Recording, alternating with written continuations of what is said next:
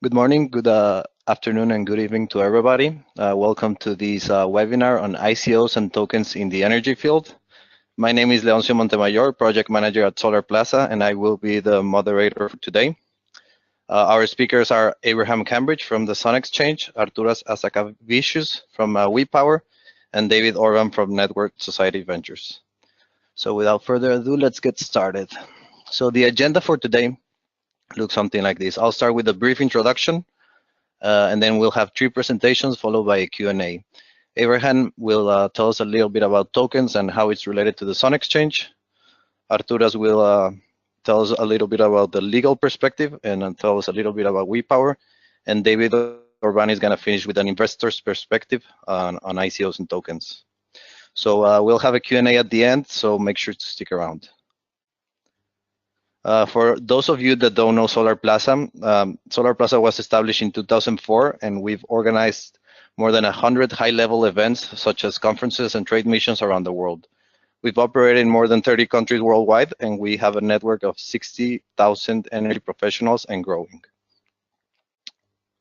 This webinar is a prelude to our Blockchain to Business event, which is going to be held in Amsterdam the 5th and 6th of February of next year.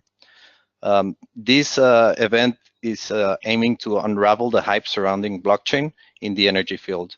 So we'll be presenting more than 10 use cases, real world use cases, and have more than 30 interesting speakers. So if you want to join us in any way or manner, please feel free to contact us via email, Skype, or phone. Or alternatively, you can also visit the website blockchaintobusiness.eu. Some practical notes. If you have any technical issues and if you have any questions, you can please use the chat box. And finally, the presentation slides will be available afterwards. And before starting the content, I would like to launch a poll to gauge what is the knowledge level of everybody. So I'm going to launch it now. You should see a poll in your screen. So I'll give you 50 seconds to vote, and then we'll show the results. Okay, so the results are yeah, more than half of you are familiar or none at all. Only a small percentage that it's advanced. Okay, so this is good because I'll try to very briefly describe these key concepts in a very simplified way. Okay, so first, an ICO is just an acronym for initial coin offering. And what is an initial coin offering? It's a new way of crowdfunding for blockchain companies. Let's say you have a blockchain company and you want to raise funds to develop your product or your service or your platform. So you do this by tapping into the potential of the crowd, for a lack of a better word, where the crowd participates by sending fiat currency like dollars, euros, or even cryptocurrency like bitcoins. And in return, the blockchain company sends tokens to the crowd, to those who participated. These tokens can be thought of as personal digital assets, quote unquote. And again, this is overly simplified. And these tokens allow the user to exchange the tokens for a future product or service from the blockchain company.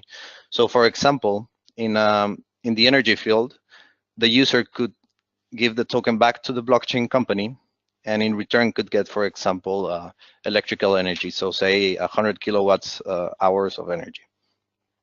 So again, this is overly simplified, and I'm sure our speakers will talk about this in further detail. So for the first speaker is Abraham Cambridge. He is founder and CEO of the Sun Exchange. He's been a solar entrepreneur. He pioneered utility-scale solar in Britain in 2010, co-founded the Renewable Energy Cooperative in 2012, and he was a solar expert business developer for DNVGL from 2013 to 2015. So Abe, I'm gonna pass you the presenter, and you can start. Okay, thank you very much for that. I hope everyone can hear me. So hi everyone, it's great to be back on another really interesting webinar by Solarplaza, so thanks for putting this together once again. And just to give you a very brief overshot of Sun Exchange. Sun Exchange is a marketplace where anyone in the world can purchase, own, and then lease solar cells to projects located in the sunniest places on Earth. Blockchain technology really is quite incredible. It is unlocking totally new business concepts. In our mind, from the solar industry, the principles of having to put solar panels on your own roof just because it's attached to your building is about as advanced as making a telephone call with 2 cups and a piece of string. We are in a global society, and we can position solar panels wherever the solar resource is greatest, and that's really the principle behind Sun Exchange is opening up solar panel ownership to everybody on Earth. So I mean, this is really open to everybody. I mean, this is the whole point, and I'm just going to move to the next slide here. Seems to be a little slow. Okay, so I mean, around the world, everyone is looking for sources of financial yield, and I mean, we as members of the solar industry are very aware of this. But for people who are just looking for places to put their well-earned savings, etc., solar energy is a really great place to put that, because you get a predictable yield of around 10% per year in an optimized solar power plant. And what we've identified now is that solar power is, particularly in areas such as South Africa and many developing markets, the solar power is now the cheapest form of energy. So this means that entire industries and nations are now switching to solar power as their primary form of energy. But for many businesses and communities, particularly in the developing world, they can't, because they don't have access to the capital, or there is an absence of tailor-made financial products geared to solar. And solar projects are very special, and they're very capital intensive and are very long term, so 20 years plus projects. So it requires a very specific type of finance. So the search for financial yield on one side, people looking to invest and get a good predictable yield, and then you've got people looking to access solar energy on the other. So the Sun Exchange is a marketplace that connects people wanting to invest in solar energy or to deploy solar energy assets with people that need to utilize solar energy assets. And we are doing this on a single solar cell level at a time. So people can now purchase single solar cells within commercial solar projects and then lease them. This has reduced the cost of going solar to $10. So beforehand, it used to cost, what, $10,000 to put solar panels on the roof of your home. It takes time off work, it's frustrating having to find the right installer, and it's cumbersome. And if you were to move house, you can't take your solar plant with you. By remotely locating your solar cells, it is actually now possible to own that for the duration of the 20-year solar plant, and then secure a lease rental income stream from it. And we started doing this in South Africa, where there is a great source of solar energy. In fact, in Africa generally, Africa is the sunniest continent on Earth and the greatest growing appetite for energy. I think most of the fastest growing markets on the planet are actually in Africa. Africa is the future. If Africa can't develop sustainably, then we're all in trouble. You've got the population of India and China and Europe and the United States combined going to be in Africa by the end of this century. So it's imperative that Africa gets to access commercial scale and community level solar energy as quickly as possible. So for people living in cities like Dubai or New York or whatever, people living in apartments who can't actually own solar panels because they don't have a roof can now own solar panels and have them remotely located in Africa. So the timing of this is pretty obvious. The interest rates globally are very low, which makes conventional savings investment products unattractive. And to date, globally, $3.4 trillion has been pledged to be moved from fossil fuels and put into clean energy systems. So the time for this planet to transition to solar energy really is now. And with blockchain technology and the marvels behind it, means that we can now literally convert to solar with a few taps on the screen through the Sun Exchange. So this is just a quick video to show you how it works. So, okay, so here is how it works. The frame rate may be quite slow, but it's really as simple as this. You sign up to the Sun Exchange, you create an account, and we'll do an identity check. and you select a project where you wish to have solar cells installed. You tell us how many solar cells you wish to purchase, and we'll give you an estimate of the lease rental income you'll earn. We then collect digital currencies from people from throughout the world. Once we've collected enough to finance the solar plant, it gets installed, fully insured, and we put in place all the long-term lease agreements.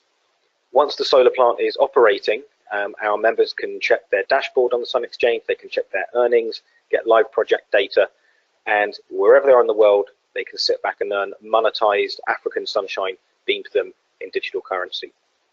So that is the Bitcoin blockchain in doing what it does, being a universal platform for transferring value from one place on Earth to another, even down to tiny increments.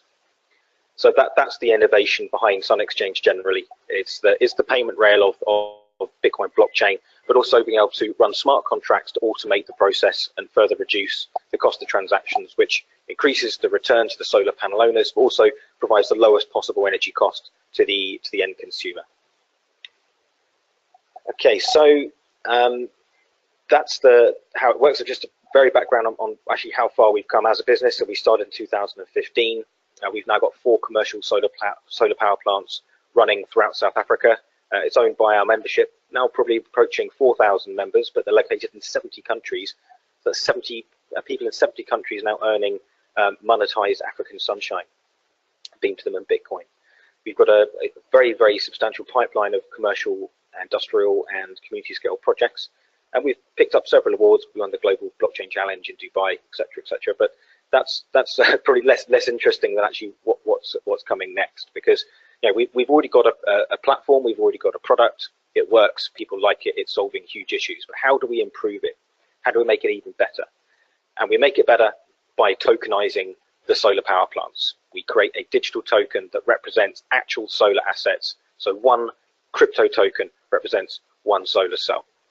And I'm just going to quickly just give you a quick video to show you how it works. And because it's definitely an abstract concept, but I think a video really just helps communicate really the level that blockchain projects can operate in, and the impact. It really is kind of next level stuff. It looks like sci-fi is now becoming reality, but actually it's just taking existing technologies and combining them in new, innovative and interesting ways to solve global challenges. What is a SunX token? Each SunX token is linked to an actual solar cell in a Sun Exchange solar power plant. It could be powering a school, a factory, or a whole community in one of our rural microgrids. For each SunX token purchased, you own the solar cells it represents. Unlike most digital tokens, SunX represents a physical object, so there's a minimum value, and they are tied to an ongoing revenue stream. Sun Exchange is equipping its solar power plants with additional pay-for-use services, such as provision of internet access, water purification, and cryptocurrency mining, all powered by your solar cells. As rental income accumulates, you will gain ownership of more solar cells at no additional cost.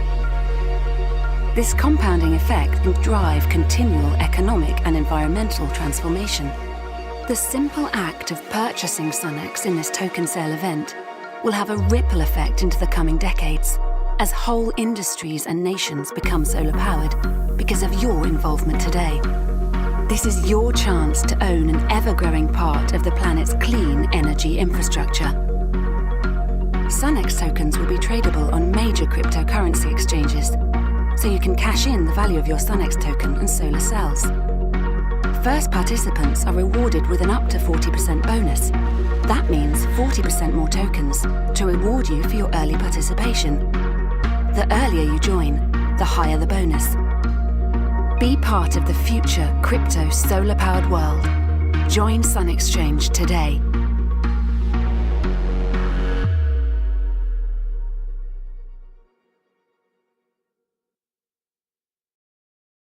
So it moves beyond just providing solar power, but solar-powered utilities to the developing world, solar-powered water purification, solar-powered internet connectivity, and solar-powered cryptocurrency mining in the developing markets. And that's what our token is. It's a utility token. It's not a security. There's no income stream coming from it. But what it does do is it represents a self-replicating, compounding, exponential pool of solar infrastructure. So that's my presentation. If you want to learn more about Sonic's token and sign up and get our white paper, then you can subscribe on our website, which is tse.thesonexchange.com, or simply drop me an email. We can provide you with my contact information on the follow-up to this presentation. Thank you. Yeah, but there was one final slide of my presentation there, which I can't transition onto, which shows the URL for the token, but we can get that out to people. Okay, yeah, we can show it at the end. Perfect. Okay, so thank you, Abraham. Our next speaker is Artūras Asakavičius. He's a co-founder and finance from WePower. He's a chairman of Lithuanian FinTech Association, 2 times Lithuanian crowdfunding patron, and senior associate at a law firm. He will be presenting alongside Nicolas Martiniuk, also a co-founder at WePower. Hello, everyone. It's a pleasure to be here. I'm here with Nick. Hello, everyone. So I guess we can start, right? Great, thank you. So it's a pleasure to be here. Me and Nick, we are co-founders of WePower. You saw my bio. I will shortly introduce Nick's. So Nick has spent 10 years in the energy sector. He was the CEO of Modus Energy, a company that has listed its bonds on NASDAQ exchange. Nick was producing renewable energy in Europe. And while doing this and building solar plants, he noticed a problem that we're going to solve with WePower. So I'll ask Nick to shortly present WePower, and then I will switch to the legal part and share my tips and steps while structuring initial coin offerings. Hello, everyone, and it's a pleasure being here and presenting WePower. So, as Artūras already mentioned, the project itself and our company came from the problems that currently exist in the market. It was very interesting to hear about the problems that exist in Africa, in South African market. As it is there in many countries in Europe, renewable energy and especially sun energy from sun became a big market player, where it can compete with the old dirty energy that is being produced still. But the acceleration that was going on with the support of the governments has slowed down, and it was slowing down for the past 2 years. Mainly this thing happened due to phasing out of the tariff support that was previously in those markets. But at the same time, renewable energy already now can compete with all the other sources. So it is moving on forward. However, there's less financing from the banks. So WePower, basically, the main target in the very beginning is to promote renewable energy by allowing people directly participate in energy market. So through WePower, they can invest in renewable energy projects and buy energy directly from energy producers. They can use this energy for themselves or trade it on the platform, wait for the contract execution, and the power can be sold to the wholesale market in that country. It provides a cheaper and more efficient way for renewable energy developers to get the capital needed to bring the projects up online. As I mentioned, that the financing from the banks has dropped, and it dropped from 80% in debt to 50%. So it allows those developers to get additional capital to develop more projects. In the same way, through smart contracts, each individual can be an investor in that type of renewable energy that they're willing to support. Energy is tokenized as a contract for the future delivery of energy. So each person who buys energy today and finances the project is able to use it at a later stage. At the same time, it brings more transparency. Well, it brings transparency to the market of renewable energy. Everyone knows which project produces what amount of energy, how much CO2 is saved in the process, and it allows for all the governments to have clear accounting for the emissions. The platform itself is connected to the grid infrastructure. Our team had a lot of experience with working in not only renewable energy market, but also with transmission and distribution systems. So we are connected directly to the infrastructure that is in place. So people are able to trade in energy between themselves. Once we'll have enough contracts on the market, we'll be able to provide a true peer-to-peer transactions using smart contracts on the blockchain. At the same time, by having that experience, we're building a decentralized utility in a way, based on principles of decarbonization, democratization, and decentralization at its core. We provide a simpler investment process, and this is one of the values the platform brings. So through a simpler investment process, we provide high returns to the renewable energy developers. As well, we provide high returns to renewable energy consumers by allowing them to buy cheaper energy. And it brings a higher returns on to the investors of around 17%. It clears the barriers that currently exist in the market if you want to participate in trading of energy and you want to go. It's there's quite a high barrier to enter, as you have to pay deposits and collaterals to be a participant in the market. It provides renewable energy producers higher return on equity, as they need less finances to bring the projects online, thus giving them a possibility to expand faster and develop more projects. The token model itself, it's a real asset-backed token. So each contributor that contributes to the project today will be receiving part of the energy that is released on the platform in form of contract, and they can use that energy for themselves or sell it on the market at the market price that will be at that time. WPR is the next generation token, which is backed basically by real value. It has clear growth projections. It is resistant to volatility, as the price of energy, although it fluctuates, it is usually within the barrier between the true price of energy production and price of energy production from traditional energy sources. We have a clear growth projections of how much renewable energy will be connected to the platform.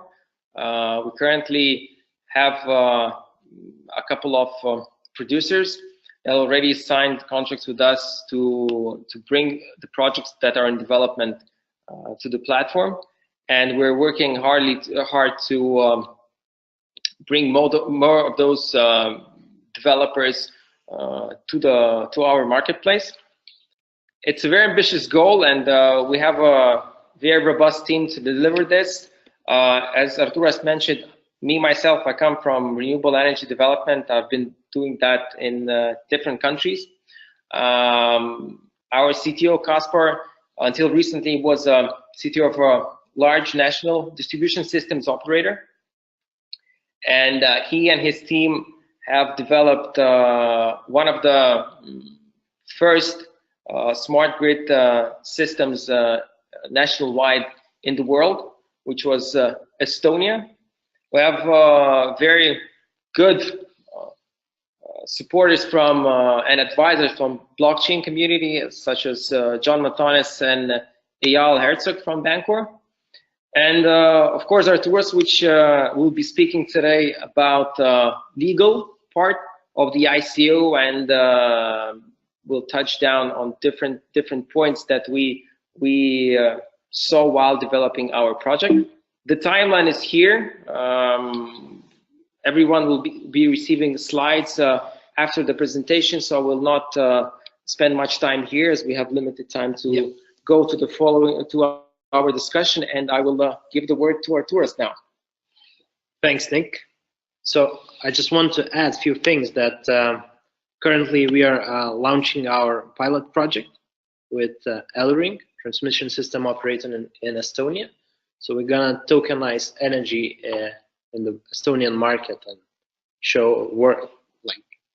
provide proof of concept for our project and blockchain implementation in the energy infrastructure. Talking about the legal perspective of ICOs, I want to know that this is not legal advice, and I'm not working at a law firm, so it's not a free advice. I'm just sharing our experience, what we faced while structuring WePower token model. So actually, I calculated that we have like 7 big steps if you're preparing an ICO. So first of all, you have to look at the token model design, look at your business model, and think whether tokens can be related to your business model.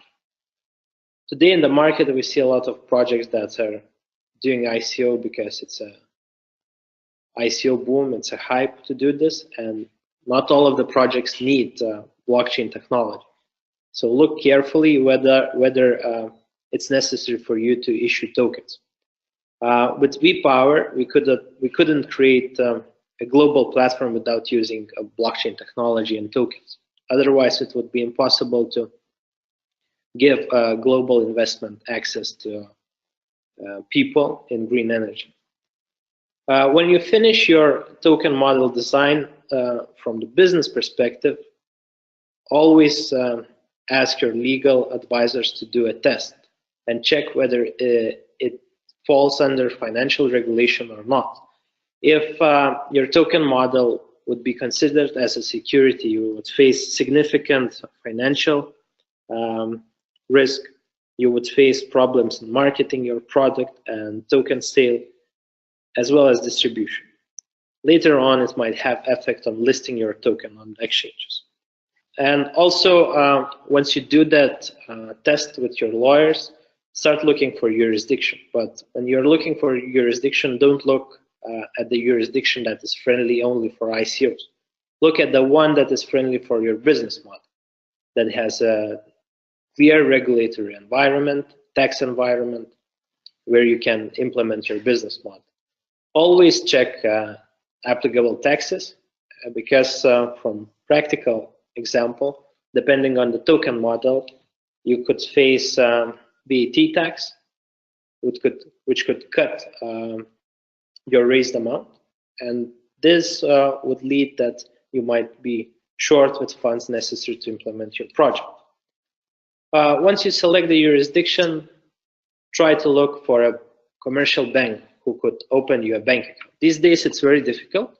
Not all commercial banks want to deal with ICOs, and without having a bank partner, it would be difficult to proceed with implementation of your project. Each bank has different requirements for KYC process, know your client process, which might end up in requirement to do identification for all investors, contributors who are buying tokens. And this is very important not to miss this, because otherwise you don't have a way back and you will face problems in changing cryptocurrencies to fiat. Later on, don't forget that ICOs are on the edge of regulation. It is always better to talk with the regulator, and from my own experience working in a law firm, you don't want to set up a business in jurisdiction where regulator is against your business model. For example, with WePower, what we did, we went to see the regulator, both in Lithuania and in Gibraltar, where we have our head office. to show the model, to show the business, discuss the risk, everything, and get their support. It's easier than to move on and implement the project. Once you start the ICO, please do the mapping of jurisdictions where you're gonna actively market the sale of your tokens, because some of the countries they banned ICOs, or they just said that you cannot market them in a specific way, or you have to comply with some disclosure requirements. These disclosure requirements are very important in order not to mislead contributors, investors, and face regulatory sanctions. So practical tips: do not start ICO without clear token model, which must be checked by your lawyers. Consult with your tax advisors. Prepare your community managers, PR agencies, what can and what cannot be said in order not to mislead community. Be transparent and open. Always communicate everything to your investors, contributors, and of course, these days have advisors in the US, China, and other countries which have banned ICOs or introduced some restrictions in order not to fall under regulatory sanctions. Just to finish, I would like to invite you to register for our initial coin offering token sale on our webpage.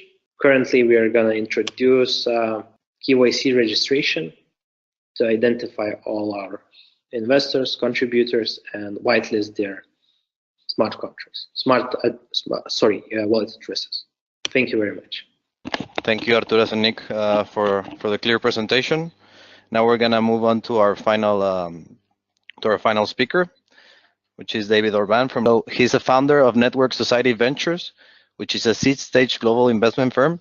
Also founder of Network Society Research and Lab, advisor to the Singularity University, author of 2 books, and an early adopter of blockchain, Bitcoin investor since 2010 when it was just 80 cents, now above 7,000, and the first one to own Ether.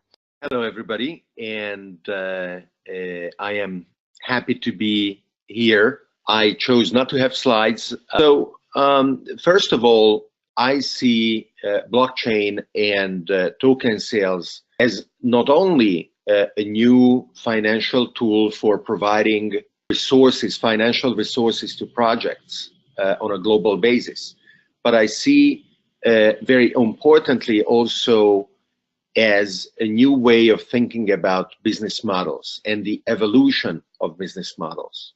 That is why when you look at projects, you must ask yourself, how does really the token benefit the network that uses the applications, the infrastructure that is being built?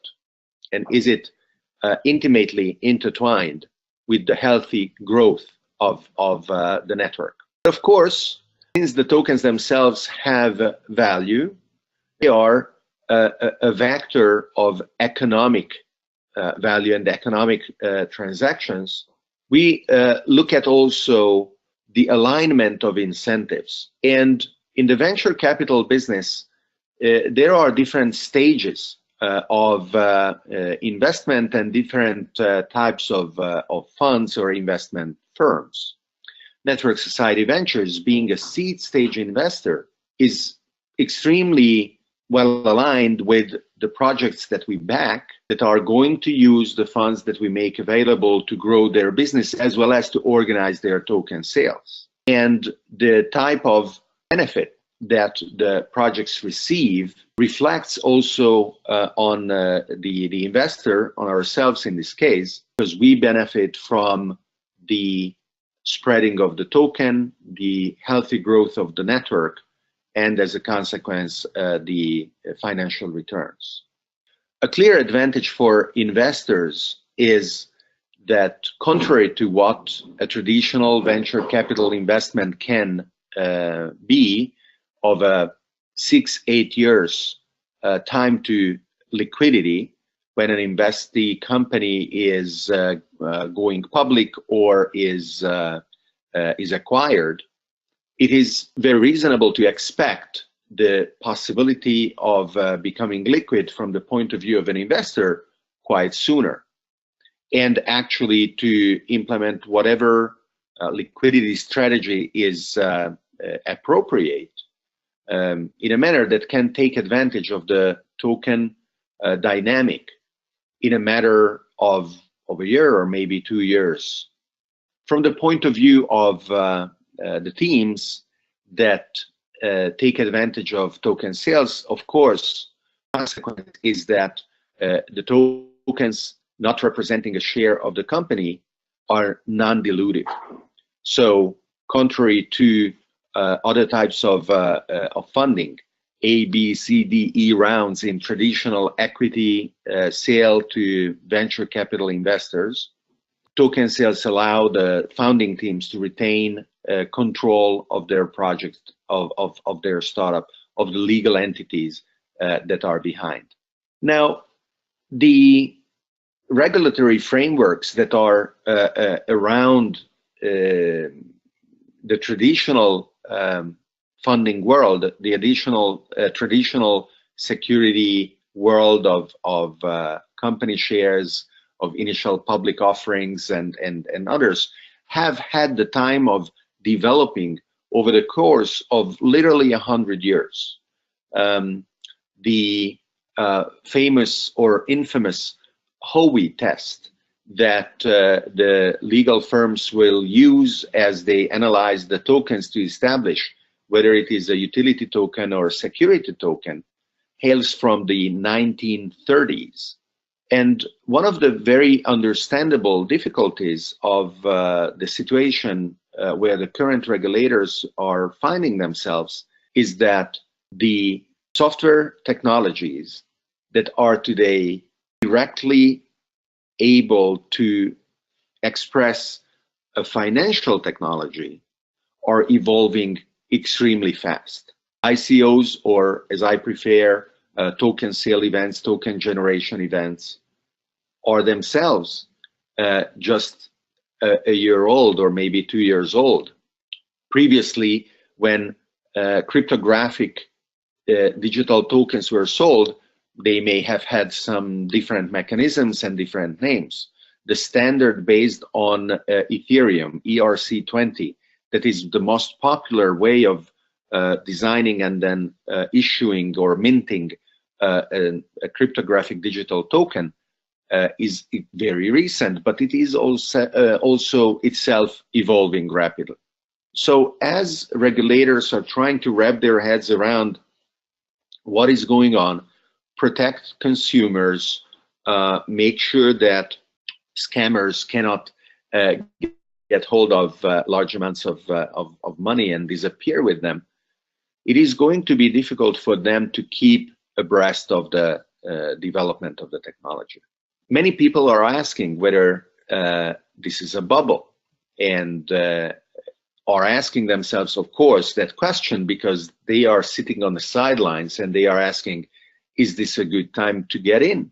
Or am I going to be one, if this is a bubble, who is buying the worst possible moment just before the bubble bursts? And of course, everybody who asks will have a different opinion. I believe that the fundamental mathematical innovation of blockchain is here to stay, and that the tokenization of decentralized business models is also here to stay. Also, due to the fact that these are based on a globally interconnected, borderless infrastructure that doesn't respect frontiers and barriers, actually is able to route around them very easily. Interoperability that is intrinsic in the ability universally available to move from one coin to another, to move from one token to another, to move from one blockchain to another, will assure that even as new techniques and technologies are going to be implemented, the nimble and dynamic flow of value is going to follow, and that they move along with those values experimenting and implementing an ever increasing and an ever healthier and broader and deeper network of applications on a global basis.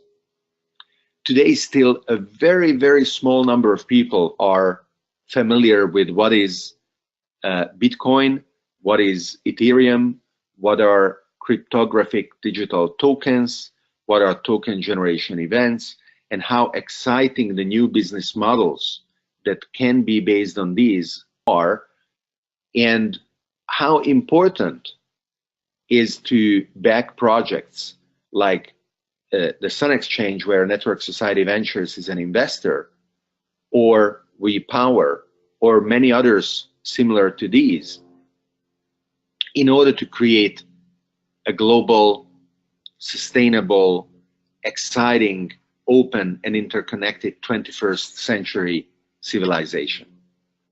So from my point of view, we are just at the beginning. There is a lot to do. There's a lot of talented and passionate and creative people who are working on exciting projects to deliver the value and the promise of these technologies. And we are very excited to be part of this and to be able to help these projects with our investments. Okay, thanks a lot, David, for this insightful commentary. You had a poll. Do you want to launch it? Yeah, well, it is a little bit of a provocative joke, if you want, but not that much of a joke. You know, I have been in the Bitcoin world, as you mentioned, since a few years. And I would have people coming to me saying, oh my God, David, you have been telling me about Bitcoin for so long. Now it is $10, it's too late. Or now it is $100, it's too late. Now it is $1,000, it's too late. People are either active, proactive, and are ready to leverage the promise of something new that they don't know everything about, but they want to experiment, or they are passive and sitting on the sidelines. So this poll reflects that experience and a little bit of a question to our audience. Once again, in a very provocative question. Let's see the poll, and maybe we can comment on it as we are looking at it. You should see the poll right now. You should take into account that the current value of a Bitcoin is around 7,000 something. It changes every day, but about 7,000. Correct. So this poll asks you, by the end of next year, so little more than 12 months from now, do you expect Bitcoin to go down by more than 50, 60, 70%? Then you click the first option. Stable, appreciate 30% with respect to today, but you know, not radically, or to grow more than 100%, almost 300% from today, trebling in price. And of course, this is not a direct implication for the success of token sales, ICOs, or sustainable solar projects, but it is the measure of your evenly distributed insight. Very interesting. Very interesting.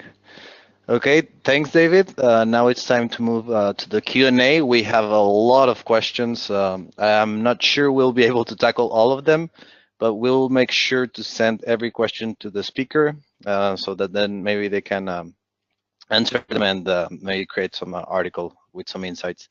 Anyway, let's start with our first question. This is to the Sun Exchange. Okay, so Abraham, if you're ready. Somebody from the audience is asking us, how do you, well, can you put it, how do you include the coin in the asset revenue stream? So what's the interaction between the coin and the revenue asset stream? Abe? Yeah, that's easy to answer. The revenue stream is collected in a infrastructure pool, which the assets within the infrastructure pool are represented by the tokens. So the tokens represent the hardware, and the revenue generated by the hardware is collected in one pool, which is then used to purchase additional hardware, which then is attached to the same token. So the token just represents physical objects which replicate themselves through the revenue they're creating. Okay, thanks a lot. And another question from the public. So you use Bitcoin. Does the change in the price of Bitcoin over this last year affects your business in any way? The price of Bitcoin has improved our model because as the relative worth of Bitcoin to conventional currencies has increased, people feel they've got more disposable income to exit some of their Bitcoin profits into additional assets.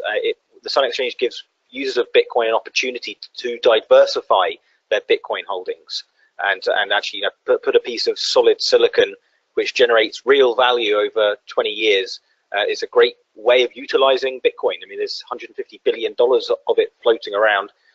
It needs to be put to work to really have a point. Perfect. Thanks a lot. Okay, the next question is for Artūras. Some audience member is asking us, well, China just banned ICOs and it broke the news. Do you expect other countries to follow suit, or is this an exception? And as a follow-up, what would a regulated ICO look like? Yeah, so first of all, China prohibited to do ICOs in China, but did not prohibit people to buy tokens. So what we see that Chinese are still buying tokens. So when you're doing an ICO, it's very important whether you're going to market and how you're going to market your token sale in China. If you're doing that, you might face sanctions, and this is the most difficult part. The regular, like token sale falling under securities financial law would be similar to IPO. So actually you would have to comply with the financial law regulation in each country where you're gonna market your token sale. And this is, let's say, very expensive and very difficult to do. You have to comply with disclosure requirements in each country. So for example, if you're doing in Europe, you would need to register a prospectus in one of the countries, actually in the country you're launching your, let's say, token sale, which falls under securities regulation, and then passport the prospectus, meaning registering it in all other European Union countries. If you want to market and sell tokens in the US, China, or any other country, you would need to also comply with the regulatory requirements there for prospectus registration and offering of securities. Okay, thanks a lot. Another further question from the audience is, can you elaborate on your 1 gigawatt solar PV pipeline in Spain? Specifically, what % of this capacity will be financed through the ICO? Yeah, so actually we're gonna allow our first clients to issue energy tokens on our platform that amount to 20% of that capacity. So actually we're gonna help to finance them to attract around 200 million euros. Okay, thanks a lot. Now following two questions for David. David, according to the CB Insights, for the first time ever in the second quarter of 2017, funds raised through ICO surpassed funds raised through traditional equity. If I recall the numbers correctly, $757 million US dollars for ICOs and $183 million US dollars for equity funding. How is this impacting your business, and what do you see for the future as more companies start raising funds through ICOs instead of the traditional methods? So it is important to specify that this number is for blockchain businesses. It is not about capital industry overall. As far as Network Society Ventures is concerned, we haven't been providing A, B, C, D rounds, follow-on capital, because one of the questions is, if a token sale is executed very well and structured properly, and the team itself is then able to deliver on the promises of the token sale? Are they going to need to raise additional capital ever? Or is it going to be possible to just keep growing the company in a healthy manner without ever going back to the market?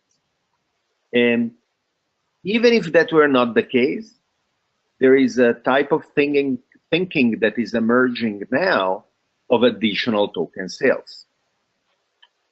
So I do believe that token sales are going to be very disruptive to the venture capital industry, and the industry itself is going to need to adapt to this new reality. And those firms that are unable are going to disappear. Oh, thanks a lot. And one last question before we finish the webinar from the audience asks, can you please further explain how you foresee the interoperability between blockchains of different nature happening? So this could be a quite technical answer, and I will not bore the audience with that. We can eventually take it offline.